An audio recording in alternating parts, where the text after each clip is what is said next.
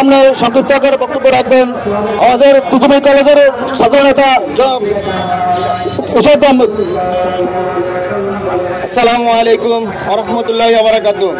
আমি বলতে চাই, আগামীকালকে যে কাণ্ড হয়েছিল নামনারায়ণপুরে, সেটা আমাদের এক সিনিয়র নেতা এবং এমপি প্রার্থী জনাব ব্যারিস্টার মাহমুদউদ্দিন খোকনের সামনে হয়েছে।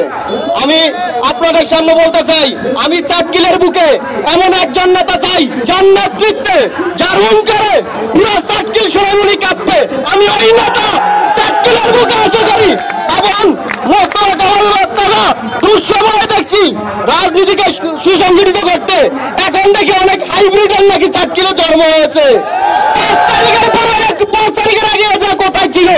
এ রাজনীতিবিদ কোথায় ছিল? এখন সুদিন আসছে, তারা আস্তে আস্তে আসছে ফল খাওয়ার জন্য। আরে আপনার এলাকায় নেতৃত্ব দেন, উপজেলা না। আপনার টাকার বলে রাজনীতি করবেন, সেই নেতৃত্ব সোনাইমুড়ি চাটকিলে হবে না। যারা টাকার রাজনীতি করবে তাদের পিছনে আমরা নাই। আমি চাই পরিষ্কার খোকন মাহমুদউদ্দিন খোকন ভাইকে শুধু এটাই বলবো, চাটকিলের মুখে আপনি যদি কমেন্ট দেন তাহলে চাটকিলের কর্মীরা আপনার কথা শুনতে বাধ্য। আপনার অহংকার এবং আগামী দিনে আপনাকে এমপি করে আমরা জয়যুক্ত করব।